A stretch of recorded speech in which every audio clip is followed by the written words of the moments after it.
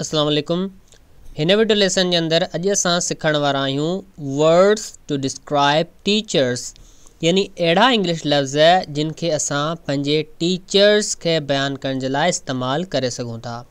त हीअ वीडियो पिणु तव्हांजे लाइ काफ़ी इंट्रस्टिंग थियण वारो आहे, तंहिं करे हिन वीडियो खे आख़िर ताईं लाज़मी ॾिसो। उन सां गॾोगॾु हिन वीडियो खे वधि खां वधि लाइक ऐं पंहिंजे दोस्तनि सां ज़रूरु शेयर कजो। त अचो शुरू कयूं था अॼु जो लेसन। त असां सभ खां पहिरियों वर्ड आहे इल्म वारो। त इल्म वारे जी इंग्लिश थींदी नॉलेजेबल। नॉलेजेबल जीअं कि असां सेंटेंस जे अंदरि इस्तेमालु करे सघूं था, माई teacher is very knowledgeable. Next आहे उत्साहींदड़। उत्साहींदड़ जी इंग्लिश थींदी इंस्पायरिंग। इंस्पायरिंग। सब्र वारो। सब्र वारे जी इंग्लिश थींदी पेशेंट। पेशेंट। वक़्फ़ थियल यानी अहिड़ो टीचर जेको पंहिंजे फ़र्ज़ सां पंहिंजे कम सां वक़्फ़ हुजे। त हिन जी इंग्लिश थींदी डेडिकेटेड। डेडिकेटेड। दर्दमंद या रहमदिल, यानी काफ़ी अहिड़ा टीचर हूंदा आहिनि जेके दर्दमंद या काफ़ी रहमदिल हूंदा आहिनि। त हिन जी इंग्लिश थींदी कंपैशनेट। कंपैशनेट। जीअं हिन जो मिसाल आहे our teacher is very compassionate, यानी असांजो जेको उस्तादु ॾाढो रहमदिल आहे। नेक्स्ट आहे हौसला अफ़ज़ाई करण वारो।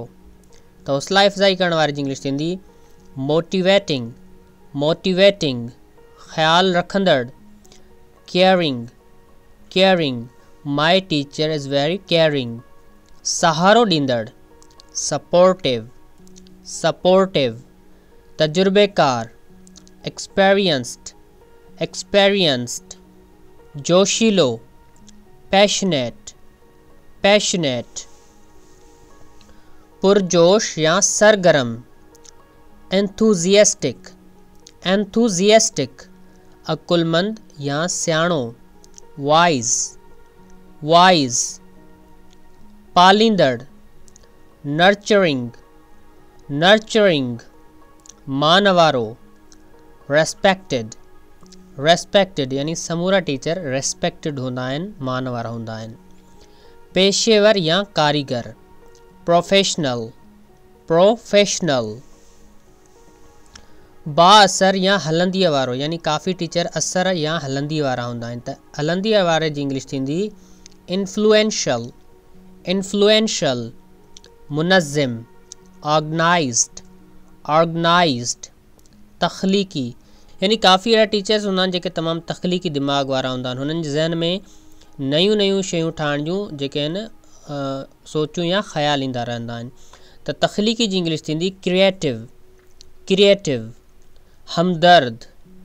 एम्पथेटिक। एम्पथेटिक। एजादी। एजादी या जदीद सोच रखंदड़। त हिन जी इंग्लिश थींदी इनोवेटिव। इनोवेटिव।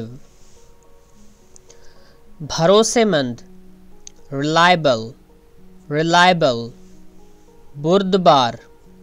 टॉलरेंट। टॉलरेंट। परोड़ींदड़। डिसर्निंग। डिसर्निंग। सोच रखंदड़। थॉटफुल। थॉटफुल। तवज्जा ॾियण वारो। Attentive. Attentive. My teacher is very attentive.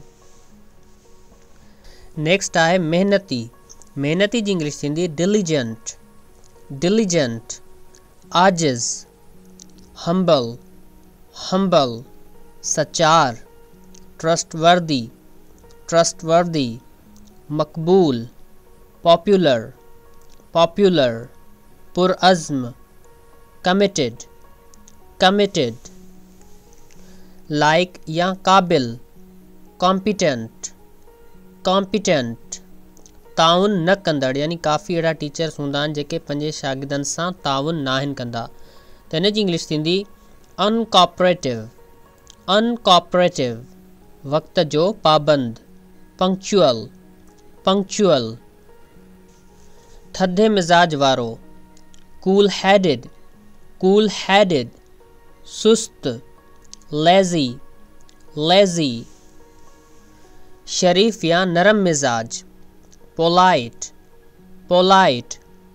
दिलेर या हौसले वारो। courageous, courageous साफ़ गो या सिधी ॻाल्हि कंदड़ straight forward ज़िद्दी stubborn मुअज़्ज़िज़ respectful our teacher is respectful खौफज़दा fearful सख़्त यानी काफ़ी टीचर तबियत जा सख़्त हूंदा आहिनि त सख़्त जी इंग्लिश थींदी strict उन्हनि जो उस्ताद ॾाढो सख़्त आहे their teacher is very strict हाज़ुर जवाब या मोट ॾींदड़ responsive मुनफ़रिद distinguish नज़्म व ज़ब्त वारो disciplined चुस्त energetic पहुँच जोगो approachable जाननिसार devoted बेज़ार कंदड़ boring पक्के इरादे वारो determined तफ़रीह कराईंदड़ यानी काफ़ी टीचर तफ़रीह कराईंदड़ हूंदा आहिनि ॿारनि खे ख़ुशि रखंदड़ हूंदा आहिनि ऐं असांखे तफ़रीह कराईंदड़ ई हुअणु घुरिजे जीअं असांजा स्टूडेंट्स बोरिंग न थियनि त हिन जी इंग्लिश थींदी entertaining नफ़ीस sophisticated शाइस्ता या ख़ुश ख़ल्क़ courteous फ़र्ज़ शनास dutiful बसीरत वारो insightful